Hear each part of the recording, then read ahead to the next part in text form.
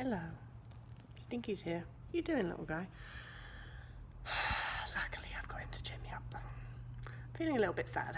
I had a dream last night who, somebody, a friend of mine who died a long time ago, and she was in it. And it's funny the things that remind you of, like, the way that you were before, or remind me of the way that I was before I fully recovered.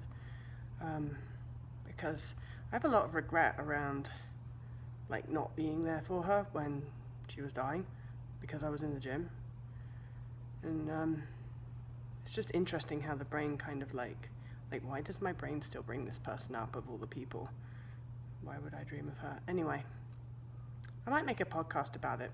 It's kind of like really helps. It makes me so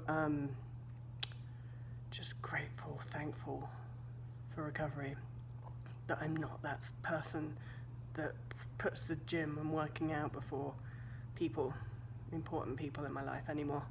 Thank God, eh? Alright, this is an email from Lily. Lily says, how do I prioritize weight gain? I'm really struggling to actively try and gain weight. I always feel like I should be trying to improve my life, eat more, listen to my physical hunger and mental hunger, be happy, or whatever. But not necessarily sit around, eat a surplus amount of calories and consciously try and put on weight. I'm currently underweight. I suppose I'm just finding it hard to frame recovery in my mind. Am I trying to gain weight? Am I trying to be more intuitive and accept that weight gain is a side effect of that? I just can't justify getting heavier as a main goal. Yeah, that's an interesting question. I think, I know that a lot of people will say you need to, prioritize what you want out of life. Prioritize the positive things that recovery is going to give you. And prioritizing, I want to get healthy, and getting healthy means I've got to eat more food, or eat intuitively, or rest more. And just kind of don't think about the weight gain bit too much. It's just going to happen. I personally think that, because the weight gain thing is so fucking significant to us, because most of us have a huge fear of weight gain, it brings up so much anxiety that you've just got to look it straight in the eye and go, this is fucking happening, bring it on. Otherwise, it's just always going to be there, and it creates all this anxiety. So you eat more food, say that you break a food rule, or you listen to your mental hunger a bit and you eat more food than usual, then this anxiety and this guilt starts to creep in, because at the back of your mind's going oh, I'm going to gain weight. And really, I think that if you focus on the weight gain and prioritize the weight gain and say, this is my recovery and I commit to gaining weight, then you're eating more food and you eat more food than usual, and you're still going to get that fuck type of feeling, but you can answer that with, and that's the point actually, weight gain is the point. Because unless you're committed to weight gain happening, when you start to get that doubt and that anxiety, it's going to eat you up, pun intended, kind of.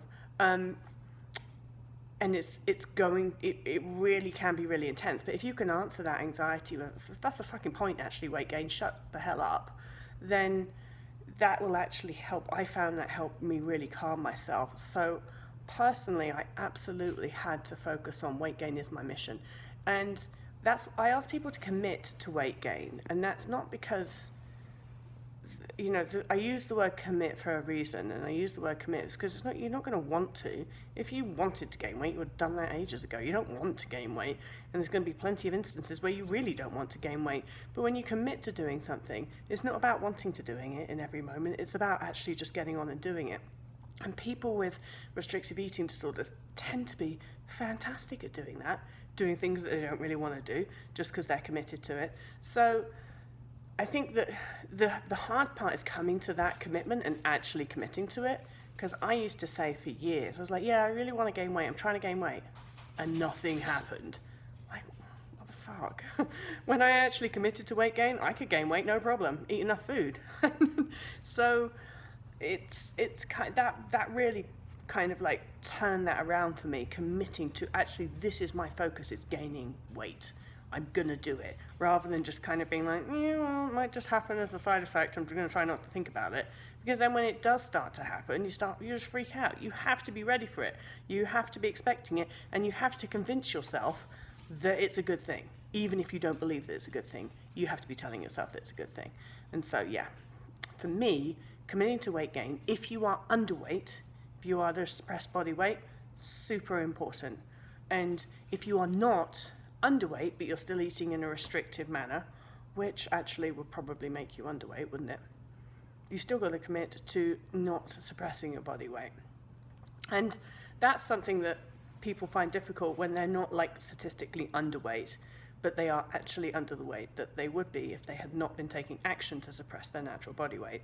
It's really important to understand that you still have to commit to not doing anything that would suppress your natural body weight, and restricting food is that. So, just to make that clear, this message is not just for people who are like at a BMI that is lower than the normal range. When I'm saying you have to commit to weight gain, I'm talking to anybody who is at a suppressed body weight, and that is body weight that is lower than your weight would be if you had not been taking actions such as restriction, purging, exercising, etc. in order to suppress it. Hope that helps.